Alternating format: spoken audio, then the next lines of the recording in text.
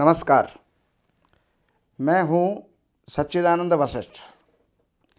और सज्जनों, आप लोगों के द्वारा कमेंट आते हैं या फ़ोन करके भी आप संपर्क करते हो और ये कहते हो कि मेरा कार्य रुक गया, चलते चलते मेरा व्यापार रुक गया। पहले बच्चे में पढ़ाई का अच्छा मन था, लेकिन अब जो है वो पढ़ाई में मन नहीं रखता है, उसका मन पढ़ाई में लगता ही नहीं है। कई बार ऐसा होता है कि हम बाहर से आते हैं, बाहर हम खुश होते हैं, लेकिन घर आने के बाद में हम उदासीन हो जाते हैं, घर हमें बुरा सा लगने लगता है। तो इन सब का मतलब क्या है? इसका मतलब ये है कि घर के अंदर कोई ना कोई नेगेटिविटी आई है, अर्थात किसी न किसी का नज़र दोष हुआ है। अब नज़र दोष तो किसकी भी हो सकती है। आपका घर बहुत सुंदर है, साफ सुथरा है, सजावट परिपूर्ण है, तो आने वाला कहेगा वाह क्या घर है, क्या यहाँ की व्यवस्था है, क्या यहाँ की साज सज्जा है। ये लो, लग गई नज़र। यानी टोक होना ही ये नज़र का कारण बन जाता है।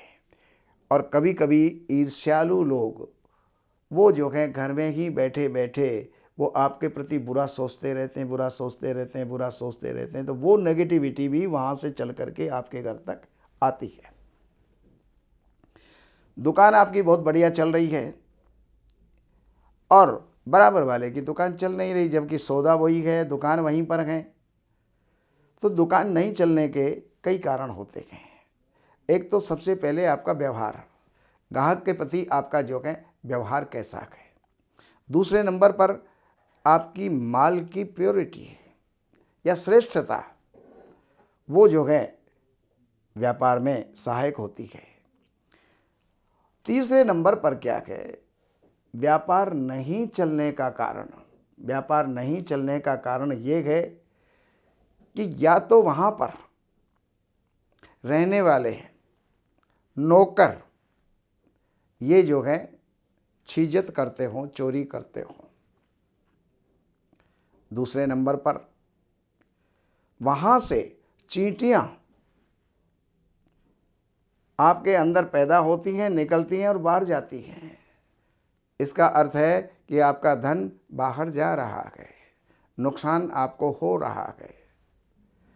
और तीसरा ये है, आपकी दुकान की भीड़ को देख करके ग्राहक भी ये कहने लग जाता है भाई वाह यार, तुम्हारी दुकान के अंदर तो ग्राहकों की लाइन नहीं टूटती। ये लो जी, लग गई नज़र। तो वहाँ पर व्यापार वहीं से जो है क्षीण होता चला जाता है। कभी कभी मकान के ऊपर भी नज़र लग जाती है।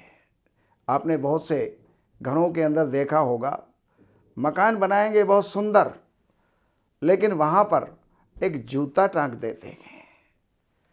उनका अभिप्राय ये होता है कि जिसकी भी नज़र इस जूते पर टिक जाएगी तो वो जो है मकान की प्रशंसा नहीं कर पाएगा।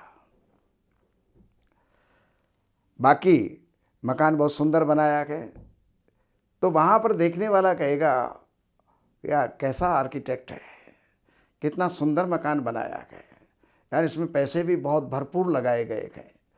तो उसकी सुंदरता वो भी जो है नज़र का कारण बन जाती है। या किसी का ईर्ष्यालु होना, इसके तो कैसे बन गया, मेरे कैसे नहीं बना, तो वो उसके ऊपर बार बार देखता है, बुरा सोचता है, बार बार देखता है, बुरा सोचता है। तो ये भी हमारे नज़र का कारण बन जाता है। लेकिन भाई जो भी है, मकान भी बनाएंगे, व्यापार भी करेंगे, और पढ़ाई करने वाला बच्चा जब अव्वल आने लगता है तो उस समय पर रिश्तेदार, पड़ोसी, वो भी ये सोचते हैं कि इसका बच्चा अच्छे नंबर लेके कैसे आ रहा है। भाई वाह, ये बच्चा बहुत ही बढ़िया बच्चा है जो अच्छे नंबर लेकर के आ रहा है। लेकिन मन के अंदर उनके थोड़ी सी कुंठा होती है, उसके प्रति दुष्भाव होता है कि ये क्यों लेके आ रहा है। तो वो बार बार की टोक, हर किसी की टोक, रिश्तेदारों की भी टोक, भाई वाह तेरा बच्चा तो हीरा है, तो वहाँ पर भी नज़र लग जाती है। अब ये नज़र घर में प्रवेश ही ना करे, दुकान में प्रवेश ही ना करे, किसी को नज़र लगे ही नहीं, तो उसके लिए मैं आपको एक साधन बता रहा हूँ।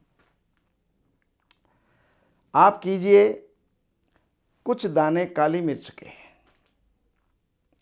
कुछ दाने काली सरसों के, कुछ दाने राई के, चुटकी भर राई, फिटकरी और दानेदार नमक आप एक कपड़े के अंदर, और वो कपड़ा प्रायः काले रंग का होना चाहिए, उसके अंदर बांध करके और ऐसी जगह पर रखिएगा जिससे कि हर आने जाने वाले की दृष्टि उसके ऊपर पड़े, तो सारी जो उनके दिमाग की जो नेगेटिविटी है वो वहीं रह जाएगी, बाहर ही रह जाएगी। अंदर जो है वो रोग, वो टोक, वो दोष, वो नज़र, वो अंदर तक नहीं आ पाएंगे और आप उनसे बचे रहेंगे, जीवन में उन्नत भी होते रहेंगे और आप बढ़ते भी रहेंगे।